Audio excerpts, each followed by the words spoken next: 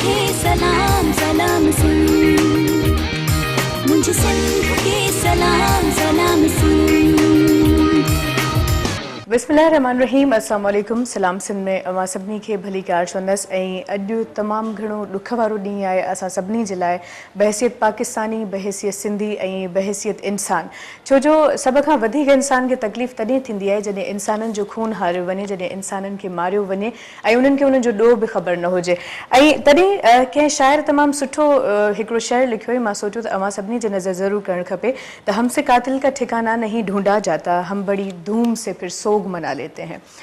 हज़ारे वाक़िया थियनि था असांजी ज़िंदगी में ऐं उन्हनि खां पोइ असां वटि हिकिड़ो ई ऑप्शन बचे थो त असां सिर्फ़ु सोग मनायूं था ऐं को अहिड़े क़िस्म जो को अमली क़दम नथा खणूं। बहरहाल लाल शहबाज़ कलंदर ते जेको धमाको थियो ऐं उन में तक़रीबन जेके शहादतूं आहिनि उन्हनि जो अंग 100 ऐं 200 खां वधीक माण्हू ज़ख़्मी थिया आहिनि। सो यकीनन हिकिड़ो वॾो नुक़सानु आहे असांजी क़ौम जो ऐं एॾो वॾो नुक़सानु थियणु न खपे। छो जो जॾहिं असां ग्लोबल विलेज जी ॻाल्हि कयूं था, जॾहिं असां हिकिड़े अहिड़े मुल्क जी ॻाल्हि कयूं था जिते डेमोक्रेसी आहे, जिते माण्हू सम्झनि था त कानून आहे, हर शइ आहे, बिल्कुलु हर शइ मौजूदु आहे, पर उते अहिड़ा कहिड़ा क़दम नथा खयां वञनि जो अहिड़े क़िस्म जा अटैक्स थियनि था, अहिड़े क़िस्म जा हादसा थियनि था, अहिड़े क़िस्म जा वाक़िया थियनि था। हीअ सिर्फ़ु हिकिड़ो अटैक कोन आहे बल्कि 5 ॾींहंनि में 9 अटैक थिया आहिनि ऐं तमामु वॾी नोयत जा थिया आहिनि, जिन में सभ खां वॾो जेको अटैक आहे उहो सिंध में लाल शहबाज़ कलंदर जे मज़ार ते आहे, जंहिंमें तमामु वॾो नुक़सानु थियो आहे असांजो। सो सभ खां पहिरियों त सिंध टीवी 7 पारां अवां सभिनी खे मां दरख़्वास्त करणु चाहींदसि, बराए महिरबानी अवां सब्र कयो ऐं सब्र जे दामन खे न छॾियो। छो जो सब्र ई उहो मां सम्झां थी त हथियार आहे जेको सभ खां वधीक ताक़त रखे थो ऐं सभ खां वधीक पावरफुल आहे। सो बराए महिरबानी मां सम्झां थी त जॾहिं तव्हांजो को अज़ीज़, तव्हांजो को माइट, कंहिंजो भाउ हूंदो, कंहिंजो मुड़ुसु हूंदो, उते कंहिंजो पीउ हूंदो, अवां जो हर रिश्तो आहे ऐं जेकॾहिं उन्हनि खे बेगुनाह ईअं क़त्ल कयो वञे, ईअं सरे आम अटैक थिए त उते लाज़िम आहे इंसान खे ॾुख बि थींदो आहे, कावड़ बि ईंदी आहे, पर कावड़ मां मिलंदो इंसान खे कुझु कोन रहंदो, नुक़सानु ई थींदो। सो बराए महिरबानी अवां सब्र कयो ऐं अलाह साईं खां दरख़्वास्त आहे तव्हां सभिनी खे सब्र ॾिए। जेतिरा बि हिते लवाहिकीन असांखे ॾिसनि पिया, जेतिरा बि वारिस असांखे ॾिसनि पिया, अलाह करे त अव्हां जे ज़िंदगी में अहिड़ो को बि ॾुख कोन अचे। हिन महिल पाकिस्तान, बहसियत पाकिस्तानी, यकीनन मुंहिंजे ज़हन में बि समय सवाल उथिया आहिनि, अव्हां जे ज़हन में बि समय सवाल उथिया हूंदा, यकीनन हर कोई चाहींदो हूंदो त असांखे उन्हनि जा जवाब मिलनि। सभ खां पहिरीं ॻाल्हि त मां हिते हिकिड़ी क्लियर करणु चाहींदसि, जे बाक़ी अव्हां ॾिठो हूंदो त करंट अफेयर्स में, डिफरेंट प्रोग्राम्स में इहा ई कोशिशि हूंदी आहे त अहिड़े क़िस्म जा लफ़्ज़, अहिड़े क़िस्म जा जुमिला ॻाल्हाए वञनि जो रहंदो माण्हुनि खे कावड़ अचे ऐं उनजा जज़्बात मजरूह थियनि, पर असांजी बिल्कुलु अहिड़ी का कोशिशि कोन आहे। असांजी कोशिशि बसि इहा आहे त कुझु सवाल जेके हिन वक़्त जी अशद ज़रूरत आहिनि ऐं हिन वक़्तु असांखे पंहिंजे इक़्तिदार में वेठल माण्हुनि खां करणु खपनि ऐं उते जेके माण्हू आहिनि या जिन जी ज़िम्मेदारी आहे त सिक्योरिटी खे हू टाइट कनि, सिक्योरिटी जा जेके क़दम आहिनि उहे सुठे नमूने खणनि। उन खां पोइ बि काफ़ी ज़िम्मेदारियूं आहिनि, काफ़ी शयूं आहिनि जिन खे सुठे नमूने मैनेज करणु खपे, पर असां वटि वॾे अफ़सोस जहिड़ी ॻाल्हि आहे त इन्हनि शयुनि खे मैनेज नथो कयो वञे। जॾहिं को हादसो, जॾहिं को वाक़ियो थी थो वञे त उन खां पोइ रोअणु आहे, टीवीअ ते तव्हांखे हर जॻह ते हिकिड़ी स्लाइड मिलंदी त असां सोग में, ॾुख में शरीक आहियूं। शरीक थियण सां छा थो थिए? तव्हां परे पंहिंजे घर में वेही करे तव्हां त चओ त असां शरीक आहियूं। कीअं शरीक आहियो? तव्हां शरीक तॾहिं था थियो जॾहिं तव्हां उन जॻह ते वञो। ऐं ॿी ॻाल्हि इहा त तव्हां जेकॾहिं हिकिड़ो हादसो थियो आहे, बजाए इन जे तव्हां उन्हनि माण्हुनि ॿीहर अहिड़ो को हादसो न थिए, ॿीहर अहिड़ो को वाक़ियो न थिए, तव्हां उन्हनि माण्हुनि खे लख रुपया, 2 लख रुपया, 50,000 ॾेई करे तव्हां रहंदो उन्हनि जे अहसासनि खे मजरूह था कयो। छो जो पैसा हिकु इंसान जी अहमियत खे नथा घटाए सघनि। हिकिड़ो इंसानु आहे ऐं हिकिड़ो कॾहिं कॾहिं त ईअं थींदो आहे त हिकिड़े इंसान जे वञण सां ईअं सम्झो त पूरे घर में ऊंदहि थी वेंदी आहे। छो जॾहिं कमाइण वारो हिकिड़ो हुजे, हिकिड़ो माण्हू हुजे जंहिंजे कमाइण सां तव्हांजी चुल्ह ॿरे थी, जेकॾहिं उहो ई तव्हांजी ज़िंदगीअ में हलियो वञे त सोचो केतिरो वॾो नुक़सानु आहे। त बराए महिरबानी मां चाहींदसि इन जे जो तव्हां हिकिड़ी अहिड़े क़िस्म जी हमदर्दी जतायो जो रहंदो कंहिंजा अहसास मजरूह थियनि, पैसो ॾेई कंहिंजो तव्हां मुंहुं बंदि करायो। इन खां बहितर आहे त तव्हां अहिड़े क़िस्म जा क़दम खणो जेके पाकिस्तान जे लाइ, जेके असांजे सिंध जे लाइ ऐं जेके असांजे माण्हुनि जे लाइ फ़ाइदेमंद हुजनि ऐं क़ीमती हुजनि। सो उमेद कयां थी त हाणे अहिड़े क़िस्म जा क़दम खयां वेंदा आहिनि जेकॾहिं मां पंहिंजे हुकूमत जी ॻाल्हि कयां ख़ासि करे हिन टाइम पीरियड में तमामु सुठो कमु थियो आहे छो जो असां जिथे कॾहिं कॾहिं नेगेटिव शयुनि खे अवां जे साम्हूं पेश कंदा आहियूं उते असांजी इहा बि कोशिशि हूंदी आहे त जेके पॉज़िटिव कम थियनि था जेके पॉज़िटिव क़दम खयां था वञनि उन्हनि खे बि अवां जे साम्हूं रखूं इहो न आहे त सिर्फ़ु असां हिते वेही करे हेॾी वॾी ज़िमेदारी असां वटि आहे त असां सिर्फ़ु उहे शयूं तव्हांजे साम्हूं पेश कयूं जेके तव्हांजे दिलि में वधीक अञा इहे सम्झो त शोला भड़काइनि वधीक अव्हांखे कावड़ अचे वधीक अव्हां अग्रेसिव थियो वधीक अव्हां को अहिड़े क़िस्म जो क़दम खणो जेको तव्हांखे न खणणु खपे ॿी ॻाल्हि इहा आहे त कानून खे कॾहिं पंहिंजे हथ में न वठणु खपे ऐं इहो कारण हूंदो आहे त असां जॾहिं हिते वेही करे कोई प्रोग्राम कंदा आहियूं त असां नेगेटिव ऐं पॉज़िटिव हर पहलूअ खे रखंदा आहियूं जेकॾहिं किथे को सुठो कमु थियो आहे त असां उनखे बि वाज़े कंदा आहियूं ऐं जिथे का कोताही आहे जिथे कंहिं शइ जी का खोट आहे उन्हनि शयुनि खे बि असां पूरे करण जी कोशिशि कंदा आहियूं जेकॾहिं ख़ासि करे मां हिन वाक़िए जे हवाले सां ॻाल्हायां त लाल शहबाज़ कलंदर ते जेको ही वाक़ियो थियो उते सभ खां वॾो मसइलो इहो हुयो छो जो लाज़िम आहे त ख़मीस जे ॾींहुं ज़ाइरीन तमामु घणा हूंदा आहिनि उते धमाल जो एहतमाम कयो वेंदो आहे ऐं धमाल जे विच में ई इहो एॾो वॾो अटैक थियो आहे एतिरा माण्हू पंहिंजे ज़िंदगी जो ॾीओ उन्हनि जो विसी वियो ऐं केतिरा ई ज़ख़्मी थिया हाणे सभ खां वधीक जेको अहम सुवालु हिते उथे थो उहो इहो सुवालु थो उथे त एतिरा माण्हू ज़ख़्मी थिया उते वेझी तव्हांखे ख़बर आहे त इस्पतालूं एतिरियूं घटि आहिनि उनखां पोइ एम्बुलेंस सर्विस लाज़िम आहे त हाणे कंहिंखे ख़बर त कोन्हे त एॾो वॾो वाक़ियो थींदो त उते उहे लिमिटेड शयूं मौजूदु हुयूं ऐं एम्बुलेंस हैदराबाद खां नवाबशाह खां मुख़्तलिफ़ शहरनि खां जेसि ताईं पहुतियूं तेसि ताईं काफ़ी टाइम निकिरी वियो ऐं उनखां पोइ वरी अहिड़े क़िस्म जो को क़दम छो जो काफ़ी माण्हुनि खे यकीनन अवां न्यूज़ चैनल्स ते डिफरेंट जॻहियुनि ते रड़ियूं दाहूं कंदे बि ॿुधो हूंदो त असांजी का मदद कोन कई वई असांखे को इमदाद कोन मिलियो त जॾहिं अहिड़े क़िस्म जो को वाक़ियो थिए थो त पहिरियों सभ खां पहिरीं ॻाल्हि त इहा आहे त तव्हांखे पंहिंजी सिक्योरिटी टाइट रखणु खपे ॿी ॻाल्हि इहा आहे त जेकॾहिं को अहिड़े क़िस्म जो हादसो थिए थो त असां वटि के हेलीकॉप्टर कोन आहिनि जेके राति जो रेस्क्यू करे सघनि जेके अहिड़े क़िस्म जो जेकॾहिं को हादसो थिए थो त उते हू माण्हू पहुची सघनि सो लाज़िम आहे त इहे असांजे हुकूमत में अञा कुझु शयूं आहिनि जिन खे पूरे करण जी कोशिशि आहे ऐं सभ खां वधीक बहितरीन शइ जेका थी उहा आर्मी जो हेलीकॉप्टर C-130 उते पहुतो जिन काफ़ी माण्हुनि जी मदद कई ऐं जिन खे रेस्क्यू कयो ऐं जिन खे इस्पताल वग़ैरह पहुचाया बहरहाल ओवरऑल जेकॾहिं मां सिंध जी ॻाल्हि कयां त सिंध में काफ़ी अहिड़ा वाक़िया पहिरियों बि थी चुका आहिनि अब्दुल्ला शाह गाज़ी ते वाक़ियो थियो ऐं ॿियूं पाकिस्तान में ऑल ओवर जेकॾहिं मां छो जो हिन महिल मुंहिंजो कंहिं हिकु पॉइंट ते फोकस कोन आहियां बल्कि कोशिशि इहा आहे त ऑल ओवर पाकिस्तान में अहिड़े क़िस्म जा हादसा जेके थियनि था असां उन्हनि सभिनी ते ॻाल्हायूं सो सभ खां वॾी ॻाल्हि छो जो असां पाण बि जॾहिं असां हिन सीट ते वेहूं था त कुझु शयूं ज़ाती ऑब्ज़र्वेशन में बि हूंदियूं आहिनि ऐं इहा ई कोशिशि हूंदी आहे त असां जेका ज़ाती ऑब्ज़र्वेशन कयूं था उनखे असां हिते रखूं सो जॾहिं मज़ारुनि ते वञणु थींदो आहे त मर्दनि जी त वरी बि चेकिंग थींदी आहे मां सभिनी इहा ॻाल्हि न्यूज़ ते बि ॾिठी हूंदी त औरत हुई या मर्द हुयो बुरके में हुयो ऐं उहो अंदरि वियो उनखां पोइ कुझु टाइम खां पोइ इहो धमाको थियो सो अहिड़े क़िस्म जा ई वाक़िया इन खां पहिरियों बि थी चुका आहिनि त सुवालु इहो थो पैदा थिए त जॾहिं तव्हां औरतूं पुलिस में भर्ती बि कयूं आहिनि तव्हां जूं आर्मी में बि मौजूदु आहिनि उहे तव्हांजे मज़ार जे दरवाज़े ते वेठियूं बि आहिनि त पोइ अहिड़ियूं कहिड़ियूं शयूं आहिनि जो उहो माण्हू अंदरि बि हलियो थो वञे या उहा औरत अंदरि बि हली थी वञे उते वञी अहिड़े क़िस्म जो वाक़ियो बि थिए थो अहिड़े क़िस्म जो हादसो बि थिए थो बहरहाल मां नथी चवां त को हिकिड़ो इदारो कसूरवार आहे या वरी मां बिल्कुलु बि इहो न चाहींदसि त असांखे हिकिड़े इदारे खे टारगेट कयूं टारगेट करणु असांजो बिल्कुलु मक़सदु कोन आहे असांजो सिर्फ़ु इहो मक़सदु आहे त एतिरा सवाल जो माण्हुनि जे ज़हन में उथिया आहिनि एतिरा सवाल जो असांजे ज़हन में आया आहिनि इन जो जवाबु छा आहे सो कोशिशि कंदासीं त अॼु तव्हांजो लाइव कॉल्स बि वठूं तव्हां पंहिंजे दिलि जा ख़्याल दिलि जी राय वंडे सघो था ऐं यकीन कयो हीउ जेको हादसो आहे हीउ जेको वाक़ियो आहे मां नथी भायां त मां हिन क़ाबिल आहियां त हिन ते मां वधीक ॻाल्हाए सघां छो जो हिन महिल हर ख़ाली आहे हर माण्हू सोगवार आहे हर कंहिंजी दिलि हिन महिल ॾुखे पई सो मां चाहींदसि हिकिड़ो मुख़्तसिर ब्रेक वठूं ऐं ब्रेक खां पोइ जॾहिं असां वापसि ईंदासीं त अव्हां जूं लाइव कॉल्स हूंदियूं ऐं तव्हां पंहिंजा ख़्याल वंडिजो पर हिकिड़ी दरख़्वास्त वरी ज़रूरु करणु चाहींदसि त हिन महिल जज़्बात जो टाइम न आहे कावड़ यकीनन ईंदी हूंदी ॾुख बि सभिनी खे थींदो पर मां चाहींदसि तहमुल खां कमु वठो छो जो तहमुल ज़िंदगीअ में तमामु घणो ज़रूरी आहे सो ॾिसंदा रहो अव्हां जो पंहिंजो प्रोग्राम सलाम सिंध मिलूं था ब्रेक खां पोइ मुझे सिंध के सलाम सलाम सिंध मुझे सिंध के सलाम सलाम सिंध मुझे सिंध के सलाम सलाम सिंध मुझे सिंध के सलाम सलाम सिंध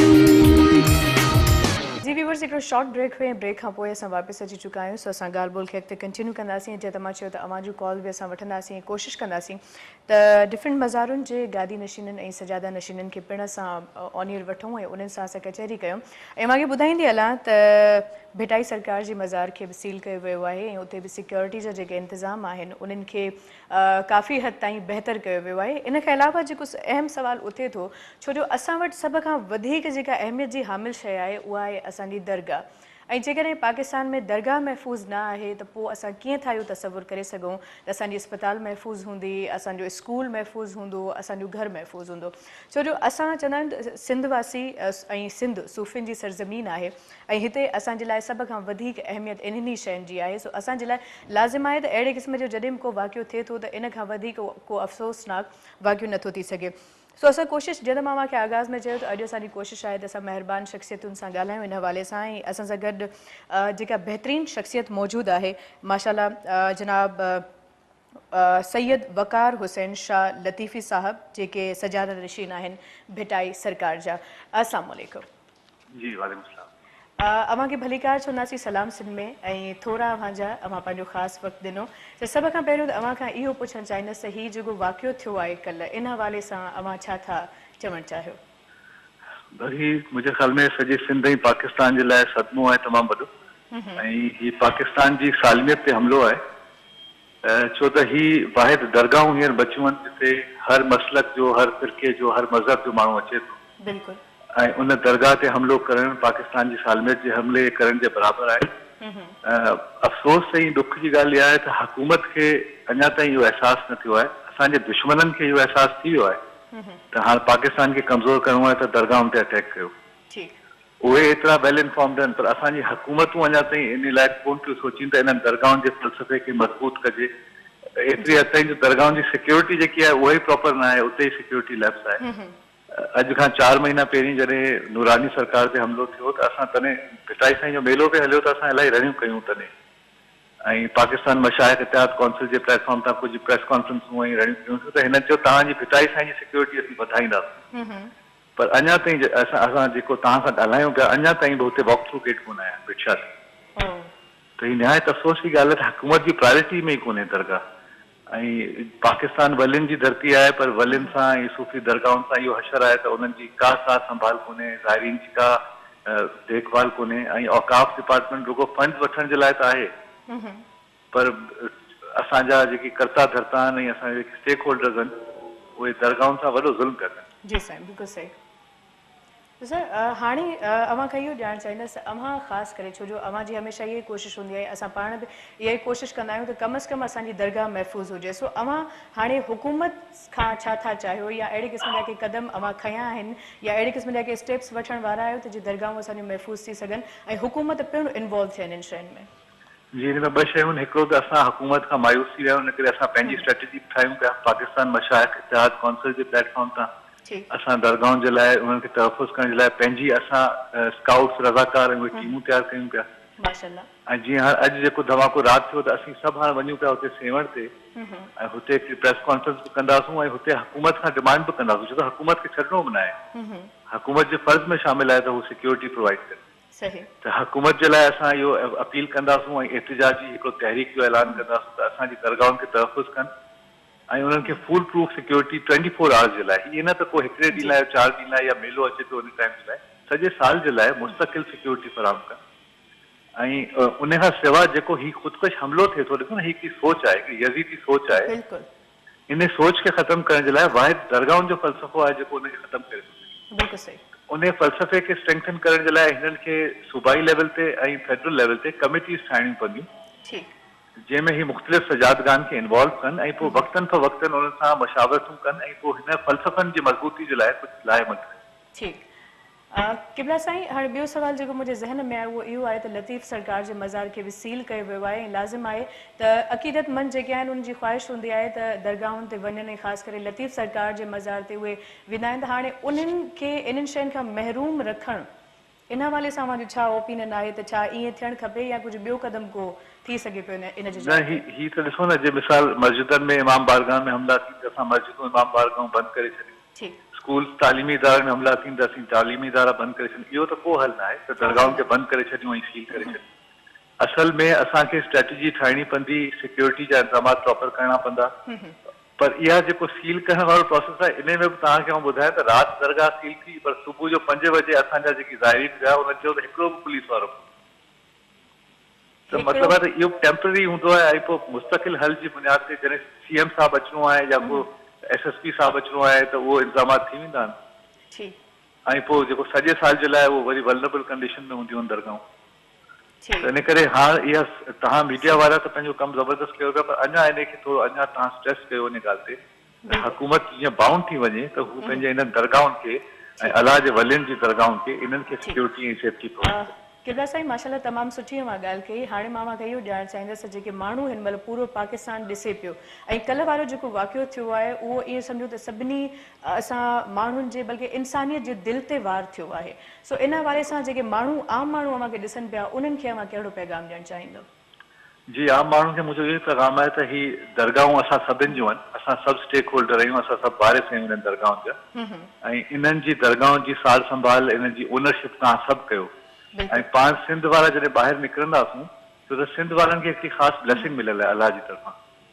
असां सभु दरगाहुनि सां कनेक्टेड आहियूं। दरगाहुनि जी हिफ़ाज़त जे लाइ असांजो घर आहे पाकिस्तान, असांखे पंहिंजे घर खे महफ़ूज़ करण जे लाइ ॿाहिरि निकिरूं पियो त ॿाहिरि निकिरंदासीं। ऐं हाणे इनकलाब अचण जी तयारी कनि, छो त हाणे पाण घर में वेही इहे लाशनि खे नथा ॾिसूं, असांजा ॿार मरनि पिया, असांजी माऊं भेनरूं असांजा भाइर मरनि पिया। त हाणे इट्स हाई टाइम त असां सभु हाणे ॿाहिरि निकिरूं ऐं पंहिंजो किरदारु अदा कयूं।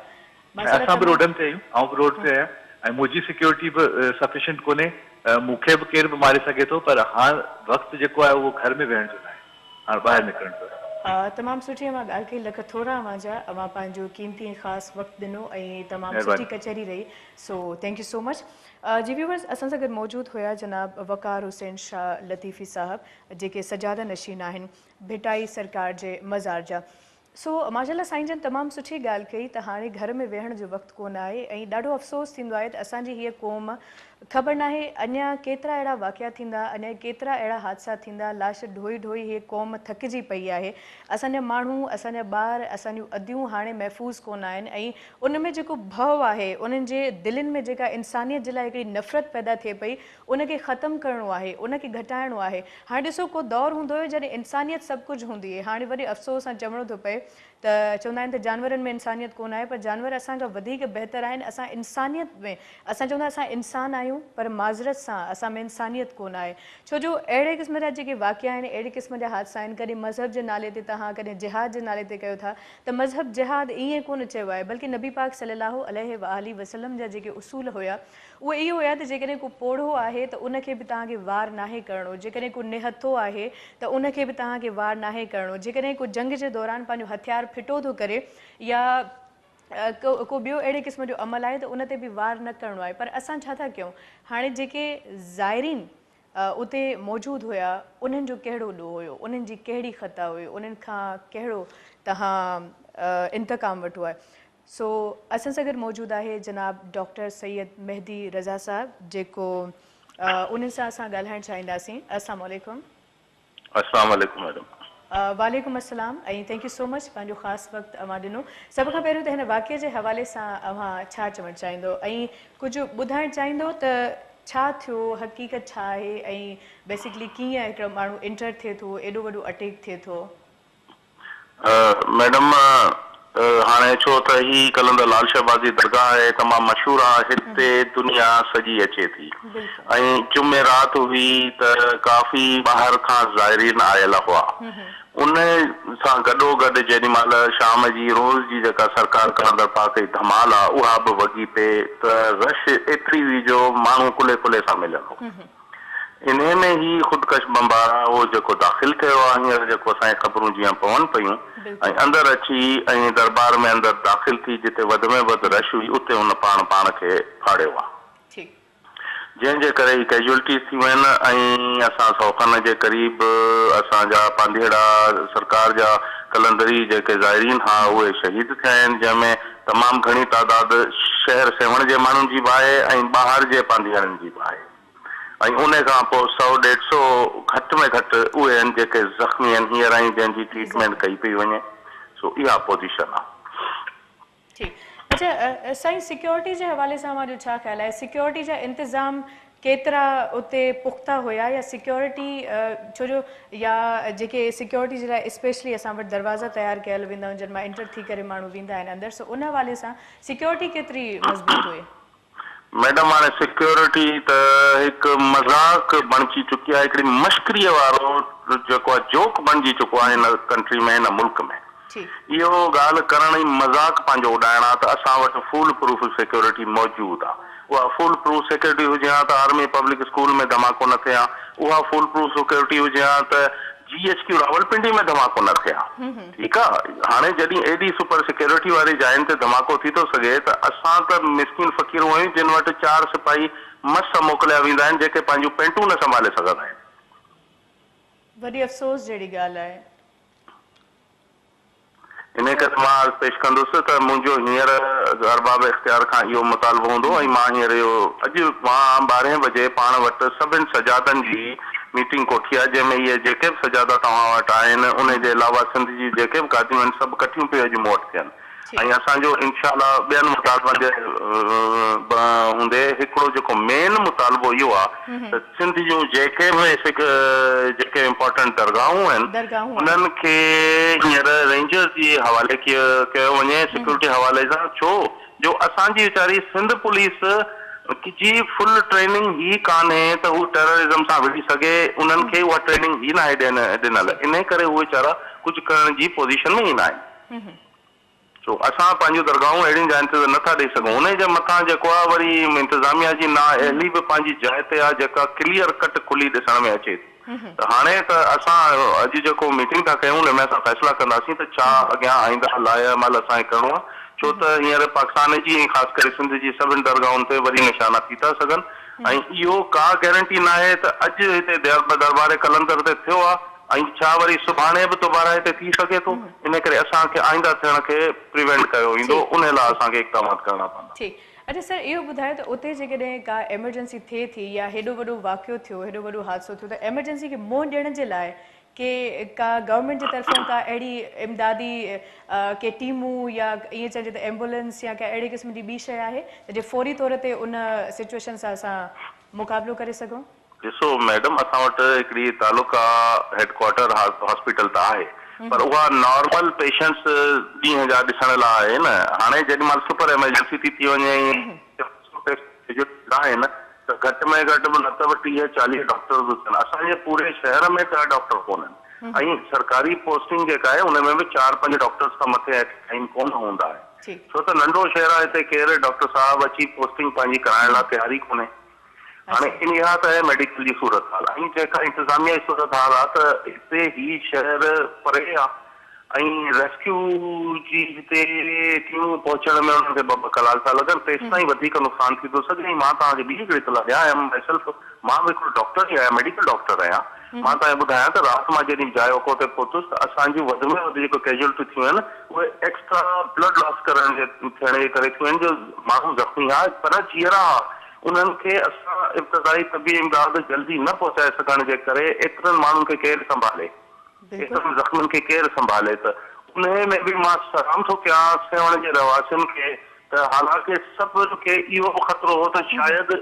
इहो बम बि लिकियल हुजे ऐं छा उहो बि न फाटी पए, माण्हू वरी ॿिया कट थींदा त वरी नुक़सानु थींदो। इन डप जे हूंदे बि माण्हुनि हिननि खे रेस्क्यू कयो आहे ऐं जेका उन्हनि खे ट्रांसपोर्ट मिली आहे, रिक्शो मिलियो आहे, गाॾी मिली आहे, हुन ते खणी ज़ख़्मियुनि खे हॉस्पिटल पुॼायो आहे ऐं हॉस्पिटल में बि हू डॉक्टर सां ऐं पैरामेडिक सां आम माण्हू हेल्प में बीठा रहिया आहिनि। मां सलाम थो कयां सेवण जे माण्हुनि जी हिमत खे। कैजुअलिटीज़ आहिनि हिते शहर जे माण्हुनि जूं ऐं उहे हींअर जनाज़ा असां खणूं पिया, पर हिननि तमामु हिकिड़ो बुर्दबारी ऐं हिमत वारो कमु राति ॾेखारियो आहे असांजे सेवण जे रहवासियुनि खे, मां उन्हनि खे सलूट थो कयां। सही, ऐं असांजी पूरी टीम बि उन्हनि खे सलाम पेश करे थी जिन्हनि ॾुख ऐं एतिरी मुश्किल घड़ीअ में सभिनी जो साथ ॾिनो। हाणे जेके अव्हांखे पांधीअड़ा ॿुधनि पिया उन्हनि खे कहिड़ो पैगाम ॾियणु चाहींदो? न, उहो पंहिंजो असांजा दोस्त जेके आहिनि असांजा जेके वाशिक आहिनि उन्हनि जे लाइ मुंहिंजो इहो पैगाम आहे त पंहिंजी हिमत रखनि ऐं इहो अहिड़ा जेके पंहिंजो आज़माइशूं आहिनि उहे हिन मोमिनीन लाइ इहे हूंदा आहिनि। सो ही असांखे हिन जो को फिक्र कान्हे, असांजा हौसला ऐं अज़म बुलंद आहिनि। असां राति जो वरी लाल साईं जी सुबुह जो 3 बजे वारी धमाल स्टार्ट कराई, कंप्लीट कराए लाल साईं जो घड़ियाल वॻो सभु असां रोटियूं पंहिंजी कंप्लीट करे ऐं पोइ दरगाह मां रवाना कया आहियूं सुबुह जो हज़ारनि वारो। तो असांजो हर माण्हू बिल्कुलु पंहिंजो कमु पियो करे ऐं कंहिं क़िस्म जो असांखे फिकुर न आहे ऐं इंशाअल्लाह असां पंहिंजो कमु कंदा रहंदासीं। ऐं दरगाह ते जेके बि असांजी ड्यूटी आहिनि ऐं ज़ाहिरीन जे लाइ जेके असांजी ख़िदमत वस में आहे उहा असां कंदा रहंदा। लख लाइक अमाजा, थैंक यू सो मच। अवां पंहिंजो ख़ासि वक़्तु ॾिनो ऐं तमामु मुफ़ीद कचहरी रही अवां सां। जी व्यूअर्स, सो कचहरी खे असां ईअं अॻिते कंटिन्यू रखंदासीं। वधीक कुझु महिरबानी शख़्सियतूं आहिनि जिन खे असां लाइन ते वठंदासीं, उन्हनि सां हिन वाक़े जे हवाले सां कचहरी कंदासीं ऐं कुझु अहिड़ा जेके हाणे क़दम असांखे खणणु खपनि फ्यूचर में, उन्हनि जे हवाले सां बि ॻाल्हाईंदासीं। पर हिकिड़ो शॉर्ट ब्रेक आहे, ब्रेक ॾांहुं वधंदासीं। ब्रेक खां पोइ जॉइन कयूं था तव्हांखे सुरैज असां सां गॾु। मुझे सिंध के सलाम सलाम सिंध, मुझे सिंध के सलाम सलाम सिंध, मुझे सिंध के सलाम सलाम सिंध, मुझे सिंध के सलाम सलाम सिंध। हिकिड़ो शॉर्ट ब्रेक हुई, ब्रेक खां पोइ असां वापसि अची चुका आहियूं ऐं ब्रेक खां पहिरियों असां सां गॾु मौजूदु हुया मेहदी रज़ा शाह साहब लाइन ते, लाल शहबाज़ कलंदर जा गादी नशीन हुया ऐं उन्हनि सां तमामु असांजी मुफ़ीद कचहरी थी ऐं कल्ह जेको वाक़ियो थियो आहे उन हवाले सां बि असांजी ॻाल्हि ॿोल थी त सिक्योरिटी जा कहिड़ा इंतज़ाम हुया ऐं उन्हनि हिकिड़ो ख़ासि जेको मुदो खयो आहे उन में असां बिल्कुलु पूरो सत उन्हनि सां गॾु आहिनि त उन्हनि जी इहा डिमांड आहे त हाणे असांजे मज़ारुनि खे पुलिस जे जाइ ते रेंजर्स जे हवाले कयो वञे त जे वधीक सिक्योरिटी जा जेके इंतज़ाम आहिनि उहे मज़बूत थी सघनि ऐं असांजूं जेके दरगाहूं आहिनि, मज़ारूं आहिनि पूरे पाकिस्तान में, उहे सभई सिक्योर थी सघनि, महफ़ूज़ थी सघनि। सो मुंहिंजे ख़्याल में त हिकिड़ो बहितरीनु क़दम आहे ऐं अलाह करे त इन अपील खे मंज़ूरु कयो वञे ऐं सभई जेतिरनि बि मज़ारुनि जा, दरगाहुनि जा गादी नशीन आहिनि या सजादा नशीन आहिनि, उन्हनि सभिनी जी अॼु गॾिजाणी आहे ऐं मिली करे कंहिं न कंहिं हतमी नतीजे ते पहुचंदा, जेका मुंहिंजे ख़्याल में त हाणे हिकिड़ो सुठो स्टेप आहे, सुठो क़दम आहे। ईअं मां माण्हू जिन कल्ह वारे वाक़े में लाल शहबाज़ कलंदर जे मज़ार ते जेको हादसो थियो उन में पंहिंजे मदद पाण जे तहत जेके क़दम खयां ऐं माण्हुनि खे अस्पताल पहुचायो, उहा हिकिड़ी ख़ुशाइन ॻाल्हि बि हुई, सुठी ॻाल्हि बि हुई त माण्हुनि पंहिंजे मदद पाण जे तहत इहे समूरा कम कया। पर हाणे माण्हू पंहिंजे मदद पाण जे तहत केसि ताईं कंदा रहंदा, वरी बि असांखे हिकिड़े सिस्टम जी ज़रूरत आहे, वरी बि असांखे स्टेट जूं जेके ज़िमेदारियूं आहिनि उन्हनि जी ज़रूरत आहे। त असां जेकॾहिं सिंध जी हुकूमत जी ॻाल्हि कयूं, चलो बाक़ी सूबनि में वरी बि कुझु इंतज़ाम बहितर थी विया आहिनि, पर वॾे अफ़सोस सां ऐं माज़रत सां हिन महिल मां बिल्कुलु इहो नथी चाहियां त असां जेके असांजा 4 सूबा आहिनि उन्हनि खे मां अलॻि अलॻि हिकिड़ी बाउंड्री में क़ैद कयां, न मां नथी चाहियां, छो जो असांजो पूरो पाकिस्तान आहे ऐं पाकिस्तान जी जेकॾहिं हिकिड़ी का कुंड बि आहे त उहा बि असांजे लाइ क़ाबिल एहतराम आहे ऐं असांजे लाइ सभु कुझु आहे। पर वॾो अलमियो ऐं अफ़सोस रहियो आहे त सिंध हमेशह इग्नोर थी आहे ऐं सिंध खे हमेशह निगलेक्ट कयो वियो आहे। जेकॾहिं को नंढो इलाइक़ो आहे ऐं उते के फैसिलिटीज़ कोन आहिनि, डॉक्टर्स मौजूदु कोन आहिनि, त उते प्रोवाइड न आहिनि करणा, छो जो उहो नंढो इलाइक़ो आहे। ऐं इहो ई कारण हुयो त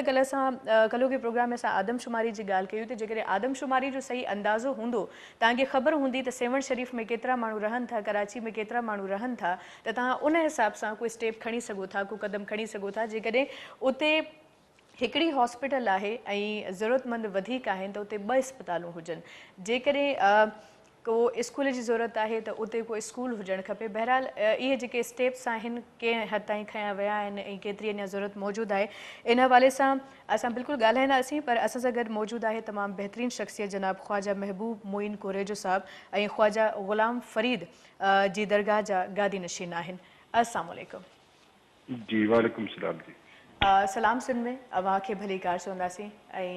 और बहुत शुक्रिया कि आपने अपना ख़ास वक्त दिया। तो सबसे पहले सर आपसे ये जानना चाहूँगी कि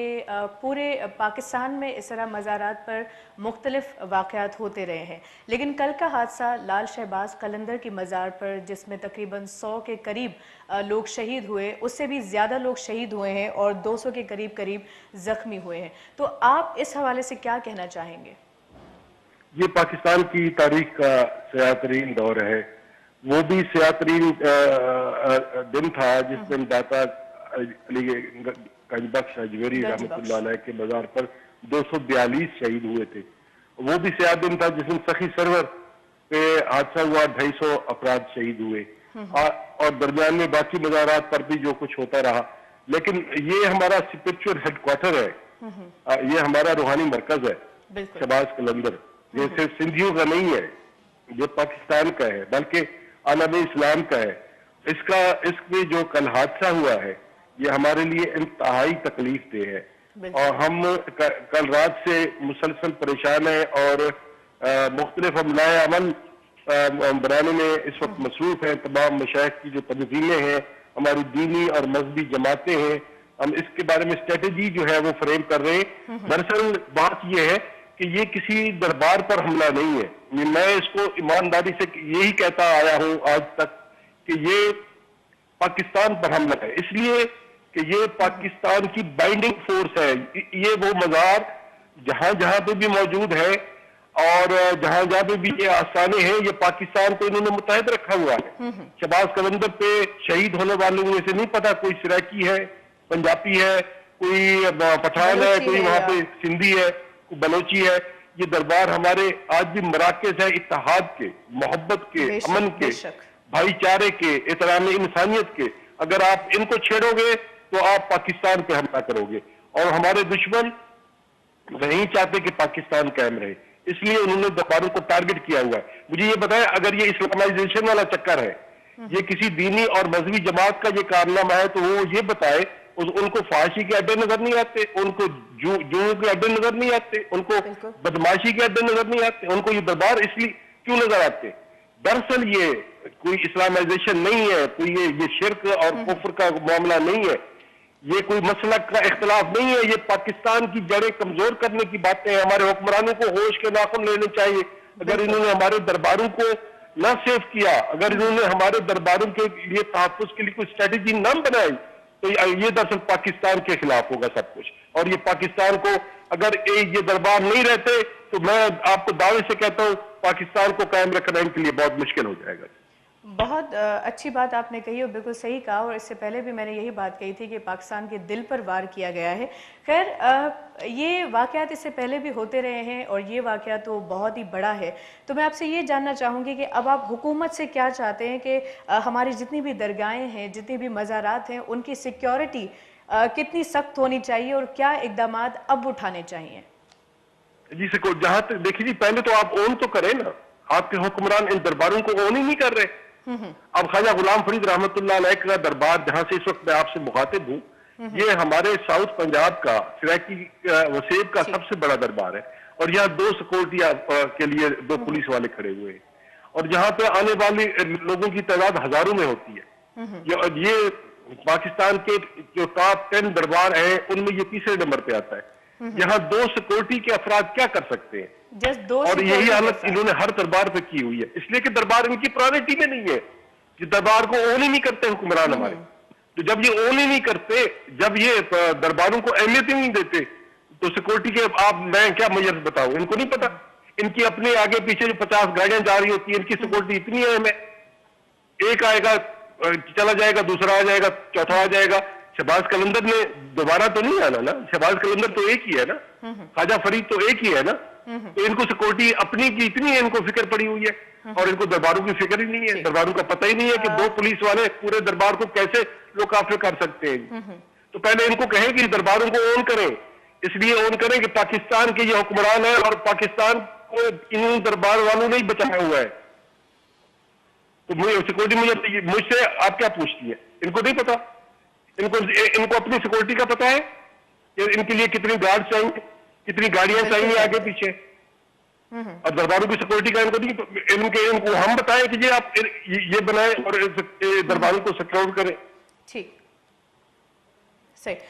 सर, मैं आपके जज्बात की कदर करती हूँ और आपने जो बात कही वो बिल्कुल सही कही कि ये खुद जानते हैं कि इनको सिक्योर रहने के लिए क्या चाहिए, लेकिन ये खुद जानते बूझते इन चीज़ों को इग्नोर करते हैं कि हमारी मज़ारात और हमारी जो दरगाह है उसके लिए कितनी सिक्योरिटी चाहिए। तो यकीनन इस वक्त गम और गुस्सा दोनों चीज़ें हैं, जितने भी लोग हमें इस वक्त देख रहे हैं, जितने भी लोग हमें सुन रहे हैं, लेकिन फिर भी जितने लोग आपको सुन रहे हैं उनको आप क्या पैगाम देना चाहेंगे आज? I'm sorry, मैं जज्बात में आ गया हूँ। मैं रात से मेरी हालत बहुत खराब है, मैं बहुत सर हम समझ सकते हैं, हम आपके जज्बात और हमें समझ नहीं आ रही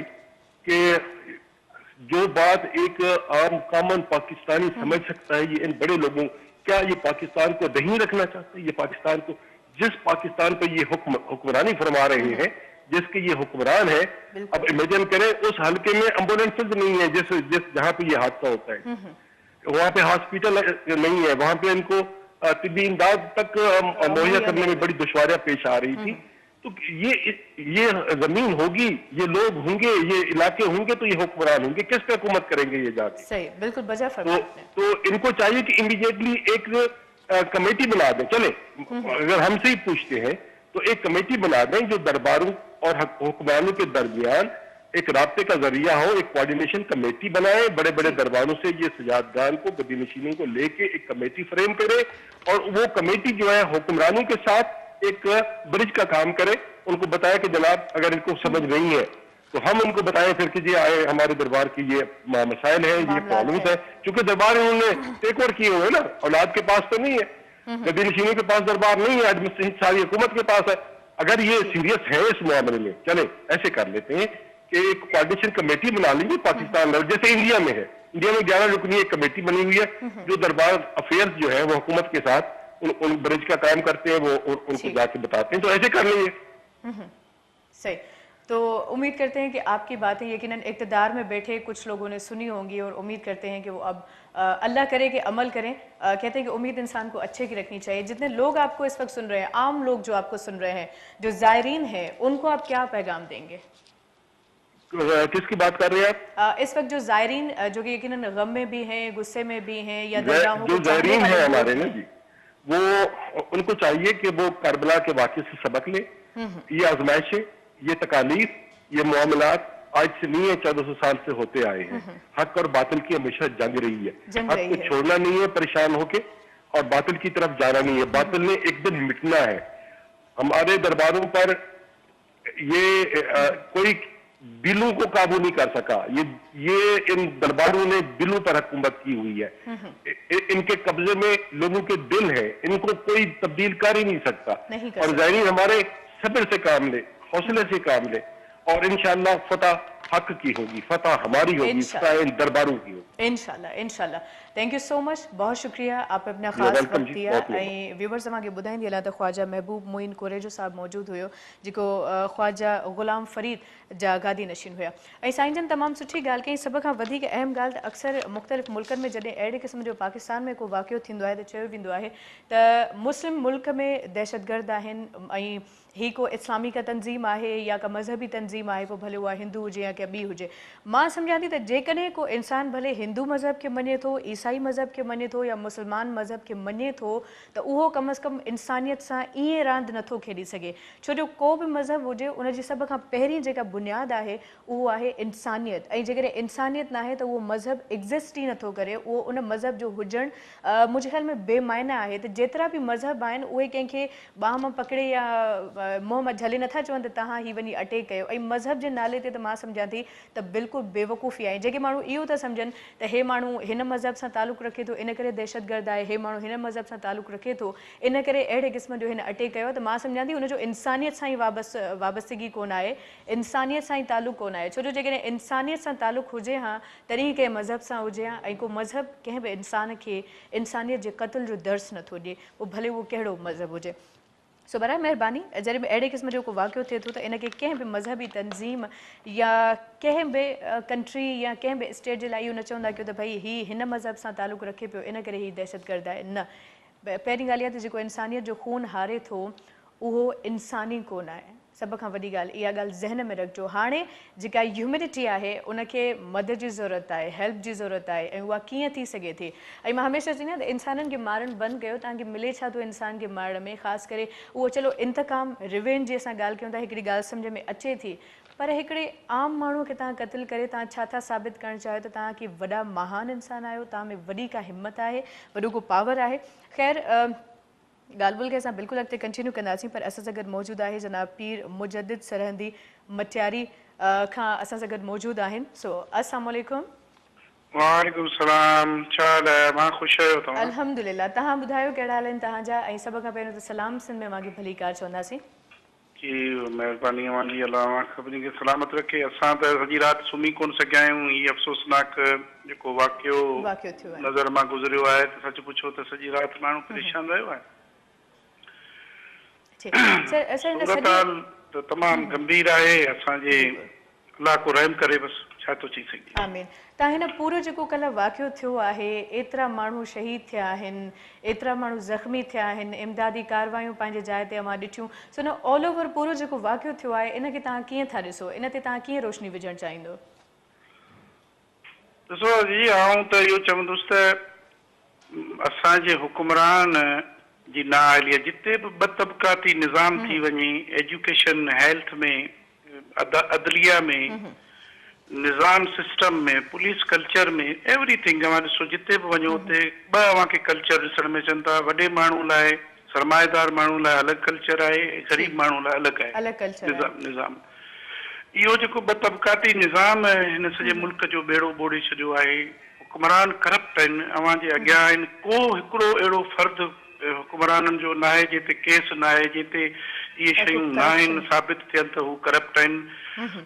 अदलिया मामलनि खे लहंदी कंदी पई रहे उन खे माना सबूत दर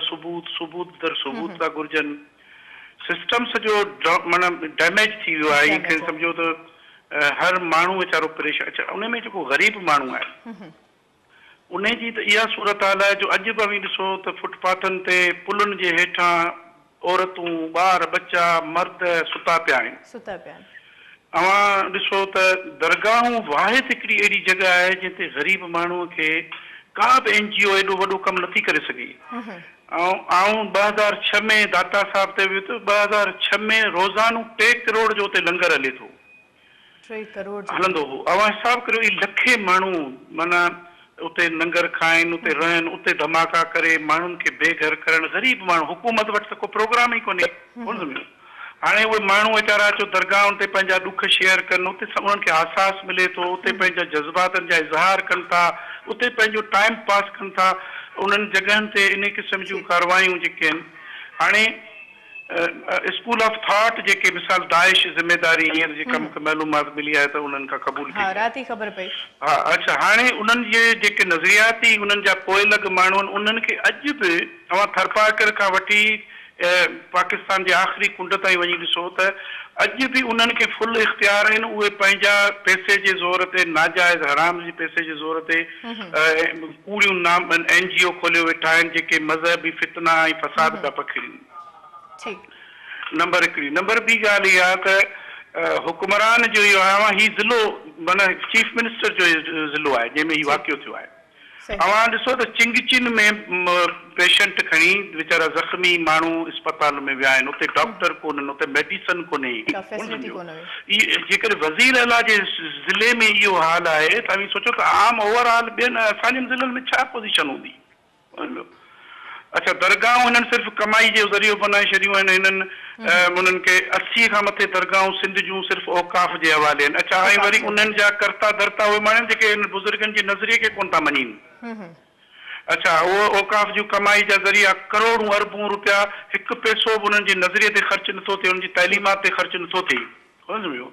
ऐं सिर्फ़ु जेको आहे सो हिननि वॾनि माण्हुनि जूं अयाशियुनि में बुज़ुर्गनि जे माण्हू अक़ीदनि में जेके उते वीचारा अचो दान करे वञनि उहो हिननि जो वॾेरनि जे जेबुनि में थो वञे त असांजो जेको हुकुमरान तबिको आहे उहो सिर्फ़ु फोटो सेशन में पूरो आहे बस अखबार जे फ्रंट ते असांजी वॾी तस्वीर हुजे असां हाणे असांजे पाकिस्तान मशाइख़ इत्तेहाद काउंसिल अॼु असां वञूं पिया वॾी तइदाद में सैयद वकार हुसैन शाह लतीफ़ी साईं असांजा अॻुवान आहिनि माशाअल्लाह ऐं आउं हुनजो मरकज़ी जनरल सेक्रेटरी आहियां असां पूरे पाकिस्तान जा पीर हिन ते तमामु सीरियसली इंशाअल्लाह हींअर असां 100 जे क़रीब सिंध जा पीर अॼु हुते दरबार ते असीं वञूं पिया आहियूं हुते प्रेस कॉन्फ्रेंस मीटिंग करे कंदासूं ज़रूरु त असां हाणे इहो तय कयो आहे त असांखे पंहिंजो को लाइ अमल सोचणो पवंदो मुस्तक़िल पाकिस्तान जी असांजी वाहिद तंज़ीम आहे PMIC जेका रजिस्टर्ड आहे पीर साहिबनि जी असां मुस्तक़िल दाऊं कंदा पिया अचूं नूरानी दरबार ते धमाको थियो उनजी 3 ॾींहं कॉन्फ्रेंस थी असां वटि भिक्षा में 263 पीरनि जी उन में अटेंडेंस आहे ऐं अव्हांखे मज़ेदार ॻाल्हि ॿुधायां त अञा ताईं उते को गेट थोरो कुझु का अहिड़ी कोन्हे सिक्योरिटी जो इंतज़ाम थियो आहे जो हेॾनि वॾनि वाक़िअनि खां पोइ माना हाणे असांजे अवाम खे बि हाणे सोचणो पवंदो त ख़ुदारा कूड़े नाम नहाद माण्हुनि खे वोट ॾेई इन्हनि खे असेंबलियुनि ते न पुॼायो इहे माण्हू अवां जो रत चूसीनि पिया तबाही कनि पिया ऐं हींअर ताज़ो 100 खां मथे थरपारकर जे ॻोठनि जी विज़िट करे आया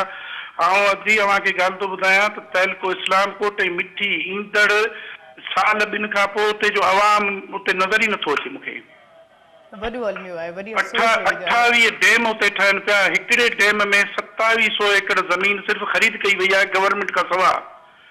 हाणे उन्हनि जे माना उहो पाणी जेको हिननि खे ॿाहिरि उछलणो आहे समुंड में उहो उते पियो गॾु थिए सिर्फ़ु छा आहे जो हिकिड़े नेकाल डैम मां पाणी जे नेकाल ते ॿ टे अरब रुपया ख़र्च थो थिए सरमाएदार उहो चाहे ई कोन थो सो थैंक यू सो मच अवां पंहिंजो ख़ासि वक़्तु ॾिनो ऐं वधीक अवां सां कचहरी थिए हा पर ब्रेक जो टाइम आहे सो असां ब्रेक ॾांहुं बि वधंदासीं लख थोरा अवां जा अवां पंहिंजो ख़ासि वक़्तु ॾिनो ऐं तमामु मुफ़ीद असांजी कचहरी रही सो व्यूवर्स अवांखे ॿुधाईंदी हलां त असां सां गॾु पीर मुजद्दिद सरहंदी साहब मौजूदु हुया मटियारी खां ऐं माशाल्लाह तमामु सुठी गुफ़्तगू रही सुठी कचहरी रही सो जेका मीटिंग सभिनी सजादा नशीननि ऐं गादी नशीननि जी थियण वारी आहे सो अलाह करे त सक्सेसफुल थिए ऐं कुझु अहिड़ा क़दम खयां वञनि उन में कुझु अहिड़ा स्टेप्स खयां वञनि जेके असांजे सभिनी मज़ारुनि जे लाइ सभिनी दरगाहुनि जे लाइ ख़ासि करे असांजे ज़ाइरीन जे लाइ तमामु घणा बहितरीनु हुजनि सो वधीक असां ॻाल्हि ॿोल खे अॻिते कंटिन्यू कंदासीं त अञा छा हुजणु खपे कहिड़ा स्टेप्स असांखे वठणु खपनि हुकूमती लेवल ते ऐं आम लेवल ते सो हिकिड़ो शॉर्ट ब्रेक आहे ब्रेक ॾांहुं वधंदासीं ब्रेक खां पोइ अव्हांखे जॉइन कंदासीं रहिजो असां सां गॾु मुझे सिंध के सलाम सलाम सिंध मुझे सिंध के सलाम सलाम सिंध मुझे सिंध के सलाम सलाम सिंध मुझे सिंध के सलाम सलाम सिंध जी व्यूवर्स हिकिड़ो मुख़्तसिर ब्रेक हुई ब्रेक खां पोइ असां वापसि अची चुका आहियूं अॼु के प्रोग्राम में असां ख़ासि इहा कोशिशि कई आहे छो जो लाज़िम आहे हिन महिल जेतिरा बि सजादा नशीन आहिनि मुख़्तलिफ़ मज़ारुनि जा दरगाहुनि जा ऐं गादी नशीन उहे अची त न पिया सघनि छो जो एॾो वॾो वाक़ियो थियो आहे हिन महिल सॼो फोकस उते आहे त असां इहा कोशिशि कई आहे त उन्हनि खे लाइन ते वठूं ऐं उन्हनि सां असां कचहरी कयूं सो माशाल्लाह हाणे जेका लाइन ते शख़्सियत मौजूदु आहे जॾहिं बि उन्हनि खे असां कॉल कंदा आहियूं हमेशह चाहे एमरजेंसी में कयूं हमेशह असां वटि बि पहुचंदा आहिनि हर जॻह ते पहुचंदा आहिनि ऐं मांखे ॿुधाईंदी हलां त माशाल्लाह पाकिस्तान तहरीक इंसाफ़ जा रहनुमा आहिनि जनाब हलीम आदिल शेख साहब ऐं कल्ह उहे सेवण रवाना थिया सॉरी लाल शहबाज़ कलंदर जे मज़ार ते रवाना थिया हुया सो इन हवाले सां असां ॻाल्हि ॿोल कंदासीं उन्हनि सां अस्सलामु अलैकुम जी वालेकुम अस्सलाम सर अव्हांखे भली कार चवंदासीं सलाम सिंध में जी महिरबानी कल्ह अव्हां लाल शहबाज़ कलंदर जे मज़ार ते मौजूदु हुया सो बल्कि राति तव्हां एमरजेंसी में पहुता हुया सो उते जेको मंज़र हुयो जेके हालतूं हुयूं उन्हनि जे हवाले सां कुझु ॿुधाइणु चाहींदो मां हींअर बि उते ई निकितो आहियां 5 मिंट अॻु में उतां निकितो आहियां राति खां उते ई हुयासीं जेॾीमहिल मां पहुतुसि त इतफ़ाक़ सां मां पहिरियों माण्हू पॉलिटिकल साइड खां जेको उते पहुतुसि मंज़र तव्हांखे छा ॿुधायां मां चवां उहो मंज़र अहिड़ा आहिनि त जंहिंखे असां ॿुधाए बि नथा सघूं ॾिसण त ॾुखी ॻाल्हि आहे ॻाल्हि इहा आहे त कलंदर जी धरती खे पिटाई जी धरती खे इहे रूहानियत जी धरती खे रत सां ॻाढ़ो करे वियो आहे इहा त गुलनि जी धरती हुई इहा त मोहबतनि जी धरती हुई इहा त माना रूहानियत जी धरती हुई इहा मुर्शिदनि जी धरती हुई केरु अची विया कीअं अची विया ॻाल्हि इहा त इहो ऑपरेशन ज़रबेज़ हलियो ऐं थ्रेट्स हुया असांजे दरगाहनि खे थ्रेट्स हुया अॼु बि मूंखे साईं वली मोहम्मद शाह साहिबु गॾु हींअर मूंखां थोरी देरि अॻु में गादी नशीन जेके आहिनि उन्हनि चयो त असां मतिलबु असां हर इदारे खे ॿुधायो औकाफ़ खे ॿुधायो पुलिस खे थ्रेट्स हुया पर माज़रत सां हिते वॉक थ्रू गेट्स जेके ऑपरेशन कोन हुया किथे हिकु ॿ जॻह लॻल हुआ बाक़ी माज़रत सां पुलिस वारा जेके हुया उहो माना VIP प्रोटोकॉल माण्हू अछे कपिड़े वारो हुनखे वञी प्रोटोकॉल में ज़ियारत कराइण में लॻा हूंदा कंहिंखे चेक कोन कनि पिया बॉडी सर्च प्रॉपर कोन हुई CCTV फुटेज कोन हुया हेॾी सारी दरगाह थ्रेट्स हलनि पिया मुंहिंजो मतिलबु आहे त असां किथे था वठी वञणु पिया चाहियूं पाकिस्तान काॾे पियो वञे पाकिस्तान किथे पियो असां खणी वञणु पिया चाहियूं ॻाल्हि इहा आहे त इहे दहशतगर्द असां सियासत जी मसइलनि जी नज़र ते छॾींदा आहियूं हिकु राति असां ॾिठो हॉस्पिटल में ओॾीमहिल वियासीं 35 जे क़रीब जेके 75 हुया पोइ कुझु वधी आहे पर छछड़ियल लाश नंढड़ा नंढड़ा ॿार उन्हनि खे उज़वा उखड़ियल ॻोल्हनि पिया ॾिसो हिकिड़ो सानियो थी वेंदो आहे उनखे बि रोके सघियो जेकॾहिं हिन इंटरसेप्ट कयो वञे हा त मां सम्झां थो त असां सम्झूं हा त ठीकु आहे हिननि सिक्योरिटी कई आहे पर इंटरसेप्ट कोन कयो ऐं डायरेक्ट उहो थी वियो आहे माना बिना रुकावट जे बिना ॻाल्हि जे बिना ॻाल्हि जे उहो उते पहुतो आहे, उनखे रोकनि हा, उनखे झलीनि हा, उनखे रोकण वारो केरु कोन हो। उनखे पोइ जॾहिं सानियो थी थो वञे, न को एम्बुलेंस हुई, न को डॉक्टर हुया, का शइ कोन हुई। जीअं लावारिस हूंदी आहे न, जीअं लावारिस आवाम हूंदी आहे, लावारिस इन अहिड़े तरीक़े सां वीचारा ख़्वार थिया, उन्हनि जा रिश्तेदार, उहे मरीज़, केरु पुछण वारो कोन हो। हॉस्पिटल में 7 डॉक्टर हुया 95 जी जॻह ते, का फैसिलिटी कोन हुई। ॻाल्हि अॼु पोइ दरगाहनि खे बंदि करण इलाज न आहे। असां पंहिंजी कमज़ोरियूं, माना गवर्नमेंट जी ज़िम्मेवारी आहे उनखे सुठो सिक्योरिटी प्रोवाइड कनि, उनखे प्रोटेक्शन ॾियनि, उनजे बदिरां उन्हनि खे बंदि कयो वियो आहे। छा आहे त तव्हां इन सूफ़ियुनि जी सरज़मीन खे, तव्हां रुहानी जी सरज़मीन खे, छा असां चाहियूं था त इहो बि को दहशतगर्दनि खे आबादगाह थी वञे?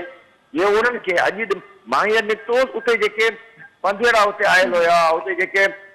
उते जा जेके जिन्हनि खे जुरानी तस्कीन मस्जिद आयल हुया, उहे वीचारा दरवाज़ा पिया टोड़ीनि। उहे चवनि था त असांखे छो इहो ज़ुल्म कयो वियो आहे, असांखे छो पाबंदी मरी वई आहे। अॼु पुलिस घेरो ॾेई बीठी आहे, 100-150 पुलिस बीठी आहे। कल इहा पुलिस किथे हुई? ॻाल्हि इहा आहे त इहो ज़ुल्म आहे। सूफ़ी जी धरती था, सूफ़ी जी सरज़मीन था, हिते असां पंहिंजी दरगाहनि खे प्रोटेक्ट नथा करे सघूं, असां पंहिंजे आलमनि खे प्रोटेक्ट नथा करे सघूं। इन्हनि दहशतगर्दनि न असांजा ॿार छॾिया, न असांजा शागिर्द छॾिया, न असांजा बुज़ुर्ग छॾिया, न असांजी मस्जिद छॾी, न असांजी दरगाह छॾी। तमामु सुठी मां ॻाल्हि कई। ऐं हलीम आदिल शेख साहब, मसइला छाड़ी जो अवां बि हिन महिल हिकिड़ी सियासी क़यादत जी तमामु बहितरीनु पार्टी आहे पाकिस्तान तहरीक इंसाफ़, जंहिंमां अवाम खे तमामु घणियूं उमेदूं आहिनि। बहरहाल जेकॾहिं छो जो यकीनन तव्हांजी सियासत ते तमामु गहरी नज़र हूंदी त असां वटि रेस्क्यू करण जे लाइ के हेलीकॉप्टर कोन आहिनि, छो जो इन खां पहिरियों बि अहिड़े क़िस्म जा वाक़िया सिंध जे अंदरि थी चुका आहिनि। बाक़ी सूबनि जो त ख़ैर हिन महिल असां डिस्कशन नथा कयूं, छो जो ख़ासि जेको असांजो हिन महिल जेको सूबो आहे, CM जो ज़िलो आहे, उनजे बावजूदि हिते रेस्क्यू करण जे लाइ आर्मीअ जो सिर्फ़ु हिकिड़ो हेलीकॉप्टर C-130 पहुची सघियो। इन खां अलावा उते रेस्क्यू जे लाइ का बि अहिड़े क़िस्म जो कोई हेलीकॉप्टर या कुझु। सो हुकूमत खे का सजेशन, का तंबीह या का ॻाल्हि चवणु चाहींदो त छा करणु खपे? छो हिन महिल ताईं असां वटि इहे फैसिलिटीज़ कोन आहिनि? हेलो माज़र सां व्यूवर्स, लाइन ड्रॉप थी वई आहे, सो ॿीहर असां कोशिशि कंदासीं त हलीम आदिल शेख साहब खे असां लाइन ते वठूं। ऐं तमामु सुठी कचहरी रही। बहरहाल इहो हिकिड़ो सुवालु आहे जेको यकीनन हर कंहिंजे ज़हन में अचे पियो त हिकिड़ो एॾो वॾो सूबो आहे, उन में मज़ार जी सिक्योरिटी या इवन जेकॾहिं को वाक़ियो थिए थो, को हादसो थिए थो, त असां वटि रेस्क्यू करण जे लाइ वॾे अफ़सोस सां चवणो थो पए त का बि अहिड़ी फैसिलिटी मौजूदु कोन आहे जो फौरी तौर ते असां उते पहुची सघूं। ॿियो जेको अहम सुवालु जेको मां साईं जन खां करणु थी चाहे, पर कॾहिं कॾहिं ईअं थी वेंदो आहे त लाइन ड्रॉप थी वई, त हमेशह जॾहिं को धमाको थींदो आहे, जॾहिं को सुसाइड अहिड़े क़िस्म जो को क्राइम थींदो आहे, त चयो वेंदो आहे त हीअ ज़िम्मेदारी हिन क़बूल कई, हुन क़बूल कई, फ़ौरन हुन वटि कॉल अची वेंदी आहे त हीअ ज़िम्मेदारी क़बूल थी वई। त छा असां एटमी ताक़त हुजण जे बावजूदि कमज़ोर आहियूं? असां एटमी ताक़त आहियूं। आर्मी जी जेकॾहिं ॻाल्हि कई वञे त आर्मी जे लेवल ते माशाल्लाह असां हिन महिल हिकिड़ी सुठी पोज़ीशन में आहियूं। असां पाण खे एतिरो वीक नथा सम्झी सघूं। बाक़ी जेके कंट्रीज़ आहिनि असां ते डायरेक्टली अटैक नथियूं करे सघनि, छो जो असां हिन महिल स्ट्रॉन्ग आहियूं। त पोइ अहिड़ियूं कहिड़ियूं शयूं आहिनि? छा ही हिकिड़ी सियासी गेम आहे? छो जो सभ खां पहिरियों सुवालु इहो थो थिए त जॾहिं असां एटमी ताक़त बि आहियूं, असां वटि वेपन्स बि आहिनि, असां वटि फोर्सिस बि आहिनि, त पोइ छो हिकिड़ी तंज़ीम अची ज़िम्मेदारी क़बूल करे थी त हे अटैक मां कयो आहे, असां हथ ते हथ रखियूं चुप कयूं वेठा आहियूं त बसि ज़िम्मेदारी क़बूल थी वई, हाणे असांजी ज़िम्मेदारी ख़तमु। यानी कि असांजो जेको अवाम आहे, असांजी जेका यूथ आहे, उहे फ़ौरन उन जा ज़हन डाइवर्ट थी था वञनि त हे असांजी हुकूमत जो त ॾोह कोन आहे, हीअ ज़िम्मेदारी त हिन माण्हू क़बूल कई आहे, इट मीन्स हीअ वाक़ियो हिन जो ई थियो हूंदो। पर अंदरि जेका गेम आहे, जेका हिकिड़ी सिचुएशन हले पई, उनखे हिन महिल ताईं सम्झण जी कंहिं बि कोशिशि कोन कई आहे। ऐं इहो हिकिड़ो अहिड़ो सुवालु आहे जेको हर माण्हू खे करणु खपे, छो जो जॾहिं तव्हां हिकिड़ी पार्टी खे तव्हां वोट ॾेई इक़्तिदार में आणियो था, तव्हां उनखे पार्लियामेंट में मोकिलियो था, त अवाम खे मुंहिंजे ख़्याल में त इहो राइट आहे, इहो इख़्तियार आहे त उहो उन माण्हू खां सवाल करे सघे, उन माण्हू खां पुछी सघे त हीअ छा पियो हले। जेकॾहिं हीअ अटैक थियो आहे, हीअ हादसो थियो आहे, हीअ वाक़ियो थियो आहे, त हाणे छा थियणु खपे? छो जो जे साईं जन बि ॻाल्हि कई त अहिड़ा पुलिस वारा उते वेठा आहिनि जिन खां ईअं चए त जेके कंहिं जिन जी का पोज़ीशन कोन आहे, जिन खे का ट्रेनिंग कोन आहे, जिन खे प्रॉपर तरीक़े सां गाइड नथो कयो वञे। सो असां सां गॾु मौजूदु आहे जनाब मियां अब्दुल हक फारूकी साहब, जेके सचल साईं जा गादी नशीन आहिनि। उन्हनि सां असां वधीक कचहरी करणु चाहींदासीं ऐं वधीक असां कोशिशि कंदासीं त उन्हनि सां असां गुफ़्तगू कंदासीं। क़िबला हक़ मौजूदु ऐं भलीकार चवंदासीं। अव्हां खे सलाम सिंध में ख़ुशि आहियो? सलाम मौजूदु दादी, ठीकु आहे, अल्लाह जो शुक्र। जेको आहे ॾाढो अफ़सोसनाक वाक़ियो थियो आहे। ऐं जंहिंजे लाइ असां जेको आहे 2 सालनि खां वठी जॾहिं खां मां सजादा नशीन थियो आहे त असां PMIC ठाहीसीं इन ई करे जो अॻु में जेको आहे चवंदा दहशतगर्दी नॉर्दर्न एरियाज़ में ऐं जेको आहे KPK साइड पंजाब साइड हिते महदूद आहे त रिसेंटली जेको असां वटि शिकारपुर ऐं जैकाबाद जो इंसिडेंट थियो उन खां पोइ मां निशानदाही कंदो हलियमि त बाबा हीअ जेको आहे असांजे दहशतगर्दी जेकी आहे उहा हुते महदूद न आहे बल्कि हिते बि पुॼी वई आहे ऐं हाणे रिसेंटली जेको नूरानी ते वाक़ियो थियो हाणे हीअ शहबाज़ कलंदर वारो आहे this is a very big incident ऐं हिन शयुनि खे जेको आहे न गवर्नमेंट खे असां जहिड़े माण्हुनि खे हिकिड़ी कमेटी ठाहे उन में इन्वॉल्व करे वेही ऐं हिकिड़ो लाहे अमल कढणु घुरिजे त जेको आहे छा करणु घुरिजे छो जो हीअ हिकिड़े क़िस्म जो दहशतगर्दी जो फ़िक्र आहे हुननि जो ऐं हिकिड़ी आर्मी माशाअल्लाह सां सुठो हुननि खे फेस करे वेठी आहे लेकिन हिननि खे फेस करण जी फ़िक्र खे फ़िक्र तबाह कंदो आहे ऐं उहो सूफ़ीज़म जो फ़िक्र आहे ऐं हीअ प्यार अमुन इंसाफ़ ऐं इंसानियत जी जेको आहे निशानियूं आहिनि दरगाहूं ऐं असां हुननि जा जेके आहियूं अलमदार आहियूं अमुन जा प्यार मोहबत जा हाणे हिननि खे हिट करणु माना इंसानियत खे हिट करणु आहे साईं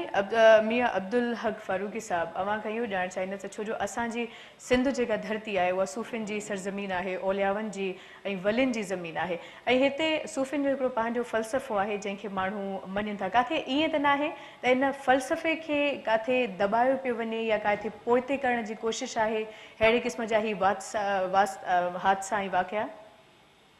बिल्कुलु अदी हे जेके दहशतगर्द आहिनि उहे जेके आहिनि ऐं जेके बि मुंहिंजा दोस्त मायरूं भेणूं जेके ॾिसनि थियूं उन्हनि खे इहो ई मैसेज आहे त हिननि जे जेके बि दहशतगर्द अनासर टाइप जेके माण्हू आहिनि उन्हनि जो सिर्फ़ु ऐं सिर्फ़ु हिकिड़ो ई मक़सदु आहे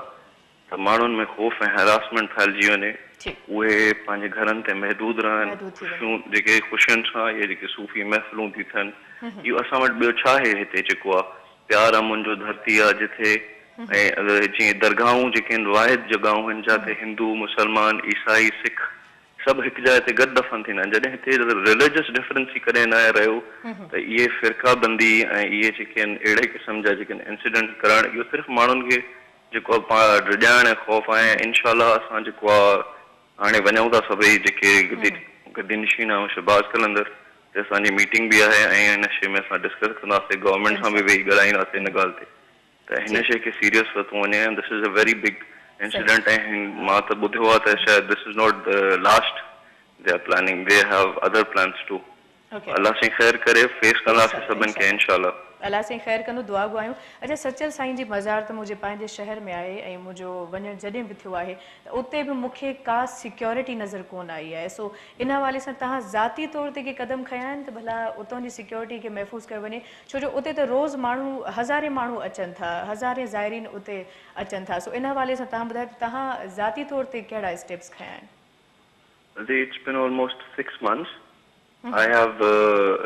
requested the government. They have shifted rangers over here. Mashallah, raat jo jiyan incident tho the within like 2-3 minutes rangers achi hui and jeko police achi hui. Zahiri gal har zile mein sahi na hai par I think government is providing the resources. Par hone ke sahi tarah se jeke asa sajada nashina hunan ki utilize karan gurje hai hun mein jeko ज़िले इंतज़ामिया जो वधीक important हो जेको उतां जो SSP हूंदो या जेको उतां जो जेको आहे कंसर्न ऑफिसर हूंदो त हाणे लाल शहबाज़ जी जेकी हालत आहे उहा I have been there like 2-3 times ऐं हुते जेको आहे न तव्हां बि विया हूंदव त हुते त कोई सिक्योरिटी अहिड़ो कोई न हूंदो ऐं दहशतगर्द या अहिड़ा जेके बि माण्हू हूंदा आहिनि जेके अहिड़े टाइप जी हरकतूं करणु चाहींदा आहिनि उहे हमेशह अहिड़ा ई टारगेट्स ॻोल्हींदा आहिनि जीअं नूरानी ते थियो देयर वॉज नो रोड तव्हांखे गाॾी हुते एम्बुलेंसिस वञण लाइ बि 7 किलोमीटर परे गाॾी बीहारणी पई पए शहबाज़ कलंदर जे वेझो कोई हॉस्पिटल न आहे कोई शइ न आहे त माना कैजुअलिटीज़ हिन में बि वधी वियूं सिक्योरिटी जो त लैब्स आहे ई आहे बिल्कुलु हू हिन में I think the district government जी जेको हुतां जा SSP हूंदो कंसर्न या जेको बि हूंदो उन्हनि खे हिन शइ जो अंदाज़ो हुजणु घुरिजे पियो त यार हिते अहिड़ी मास पर हिन ॻाल्हि खे कॾहिं केरु सीरियस न वरितो आहे न जॾहिं कोई वाक़ियो थी थो वञे उनखां पोइ हिन खयो थो वञे इशू इन ई करे मां इहो सुवाल अव्हां खां कयो त भले उते अव्हां इहो सम्झो था त हिकिड़ो सुठो शहर आहे, उते सभु कुझु आहे, पर ज़ाइरीन अचनि था ऐं जिते कॾहिं माण्हुनि जो ख्वाबो ख़्याल ई न हूंदो आहे उते बि अहिड़े क़िस्म जा हादसा थी वेंदा आहिनि। ख़ैर वॾी महिरबानी, अव्हां पंहिंजो ख़ासि टाइम ॾिनो ऐं हिते जेके ज़ाइरीन अव्हां खे ॾिसनि बल्कि ॿुधनि पिया उन्हनि खे अव्हां कहिड़ो पैगाम ॾियणु चाहींदो? त उहे जेके आहिनि मायूस न थियनि, इंशाअल्लाह ताला जेको आहे जेके बि मुंहिंजा माहिर बुज़ुर्ग भेणूं भाइर ॾिसनि था ऐं मायूस न थियनि, इंशाअल्लाह असां उन्हनि सां गॾु आहियूं ऐं जेको आहे हुननि जो ई फ़िक्र आहे, इहो जेको आहे हिकु जज़ीदियत वारो दौर ऐं जेको आहे हुसैनियत वारो किरदारु जेको आहे हमेशह रहियो आहे, त हू असांजे चैप्टर खे कॾहिं जेको आहे न फेल न थियण ॾींदा, छो जो असां असली ख़ुदा असां सां गॾु आहे। हे कोई ख़ुदा न आहे जो हिननि जो त कोई दीन ई धर्म न आहे, जेको फितना फैलाईंदा आहिनि हुननि जो न को दीन धर्म हूंदो आहे। इंशाअल्लाह ताला इन ई पाकिस्तान खे हिकु बहितर पाकिस्तान ठाहींदासीं मिली जुली ऐं जेको आहे प्यार अमन सां, मोहब्बत सां, इंसानियत सां ऐं इंसाफ़ सां। बिल्कुलु, थैंक यू सो मच ऐं होपफुल आहियूं त पाकिस्तान में हाणे सभई शयूं चेंज थियनि। बहरहाल वॾी महिरबानी अव्हां जॉइन कयो ऐं व्यूवर्स अव्हांखे ॿुधाईंदी हलां त हिनमहिल ताईं असां उहा ई ॻाल्हि जंहिं मूं आगाज़ में पंहिंजे ओपनिंग में कई त असां सिर्फ़ु हिते नेगेटिव शयूं या नेगेटिव शयुनि खे हाईलाइट करण जी बिल्कुलु कोशिशि न पिया कयूं, बल्कि असां इहा बि कोशिशि कयूं पिया त जिथे असांजी हुकूमत सुठो कमु कयो आहे असां उनखे बि अॻिते आणियूं। सलाम सिंध, जेकॾहिं तव्हांखे यादि हुजे त असांजी हमेशह इहा ई कोशिशि रही आहे त असां हुकूमत जेकॾहिं को बहितरीनु कमु कयो आहे, को बहितरीनु क़दम खयो आहे त असां उनखे बि मंज़र आम ते आंदो आहे ऐं हुकूमत जेकॾहिं को अहिड़ो क़दम खयो आहे जेको अवाम जे हक़ में ठीकु न आहे या उनजे करे कंहिंखे को नुक़सानु थी सघे थो त असां उनखे बि अॻिते आंदो आहे। ऐं हिनमहिल बि असांजी इहा कोशिशि कोन आहे त असां हुकूमत खे वेही ब्लेम कयूं, हुकूमत खे वेही हिनमहिल टारगेट कयूं त न हुकूमत सॼी ग़लति आहे, पर लाज़िम आहे कुझु शयूं अहिड़ियूं हूंदियूं आहिनि जेका ज़िमेदारी आहे हुकूमत जी, छो जो असांजे पैसनि मां ई टैक्स वञे थी, इहा ई टैक्स आहे जेके ऐं ॿाहिरि मुल्क मां जेके फंड मिलनि था इन्हनि मज़ारुनि इन्हनि दरगाहुनि जे नाले ते मिलनि था ऐं ख़बर पए त दरगाह ते न उहो कमु थो थिए, न उहा सिक्योरिटी आहे, उहे सॼा जेके फंड अचनि था उहे पंहिंजे अकाउंट सिर्फ़ु भरण जे लाइ कमु अचनि था, पंहिंजो वॾो को महल तामीर कराइणो आहे, का शानदार सिक्योरिटी जो इंतज़ाम करिणो आहे, हिकिड़ो जेकॾहिं MP आहे या हिकिड़ो को सियासी लीडर आहे त उनजे प्रोटोकॉल में 50 गाॾियूं हूंदियूं, विच में हुनजी गाॾी हलंदी, अहिड़ा ई की 50 गार्ड हुन सां गॾु हूंदा ऐं उहे बि बाक़ाइदा कमांडोज़ ऐं उनजी ट्रेनिंग भरपूर तरीक़े सां थियल हूंदी। त सवाल इहो थो थिए त हिकिड़े MPA या हिकिड़े MNA जे लाइ जॾहिं एॾी सिक्योरिटी आहे त एॾी मज़ार जाते लखे करोड़े ज़ाइरीन वञनि था, अक़ीदतमंद वञनि था, त उन्हनि जे लाइ सिर्फ़ु हिकिड़ो 2, 3 या 4 गार्ड बस इहा जेका मज़ार आहे बस एतिरी सिक्योरिटी डिज़र्व करे थी। सो ॾाढी अफ़सोस जहिड़ी ॻाल्हि आहे, अला करे त असांजे मुल्क जूं हालतूं बहितर थी वञनि ऐं हिनमहिल ताईं जेका बि असांजी कचहरी रही उहा इलाही घणी मुफ़ीद रही ऐं अवां सभिनी खे अपील कंदसि, छो जो जहिड़ो वॾो नुक़सानु थियो आहे असां सभई अवां सां इन ॾुख में शरीक आहियूं, पर उहा ई ॻाल्हि वापसि अची थी वञे त असां वटि हाणे बजाए जो असां वरी वेही रोऊं, वरी वेही असां चऊं त हाणे या कंहिं ॿिए हादसे जो जा मुंतज़िर हुजूं, इंतज़ारु कयूं त हाणे को ॿियो हादसो थींदो, ख़बर न आहे छा थींदो, ख़बर न आहे छा सिचुएशन हूंदी। कोशिशि असांजी हुकूमत खे इहा करणु खपे त हाणे सिक्योरिटी खे एतिरो मज़बूत ठाहे जो ॿिए क़िस्म जो को अहिड़ो वाक़ियो न थिए, छो जो असांजे पाकिस्तान में मज़ारूं आहिनि, दरगाहूं आहिनि त असांजो पाकिस्तान आहे ऐं जेके ई सजादा नशीन हुया, गादी नशीन असां सां गॾु लाइन ते मौजूदु हुया, उन्हनि इहा ई ॻाल्हि कई त जेकॾहिं कंहिं दरगाह ते अटैक थिए थो त मतिलबु आहे त पाकिस्तान खे कमज़ोर करण जी साज़िश आहे। सो बराए महिरबानी असांजा जेके बि इक़्तिदार में वेठल माण्हू आहिनि उनखां दरख़्वास्त थी कजे सिंध TV जे प्लेटफॉर्म तां त हाणे कुझु अखियूं खोलियो, निंड घणी थी वई, ज़िंदगी पई आहे सुम्हण जे लाइ, भले निंड कजो पिया, पर हाणे जेकॾहिं को अहिड़े क़िस्म जो हादसो या वाक़ियो थिए थो त यकीनी तौर ते पोइ तव्हांजी नाअहली आहे। हिनमहिल ताईं असां फेवर में ॻाल्हायो आहे, पोइ लाज़िम आहे त असांखे बि अहिड़नि वर्ड्स जो इंतख़ाब करिणो पवंदो जेके थी सघे थो तव्हांजे हक़ में बहितर। सो इंशाअल्लाह ज़िंदगी साथ ॾिनो त वरी अव्हां सां मुलाक़ात थींदी। पंहिंजो तमामु घणो ख़्यालु रखिजो ऐं सब्र जे दामन खे पकिड़े रखिजो, अग्रेसिव न थिजो, कावड़ ॾुख इहे सभई जेके कैफ़ियतूं आहिनि इन्हनि खे साइड ते रखी करे सिर्फ़ु हमदर्दी, प्यार, मोहब्बत इहा ई इंसानियत आहे ऐं इहो इंसानियत जो जज़्बो आहे। सो पंहिंजी मेज़बान शाज़िया करीम जिलानी खे फ़िलहाल लाइ ॾींदा इजाज़त। अल्लाह हाफ़िज़, good bye, God bless U.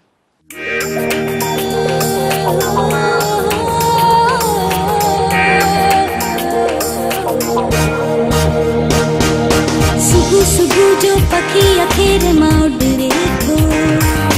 हरी नारी रब खे संभाले निकिरे थो, हिन सरज़मीन सिंध ते जीअं सजो घिरे थो।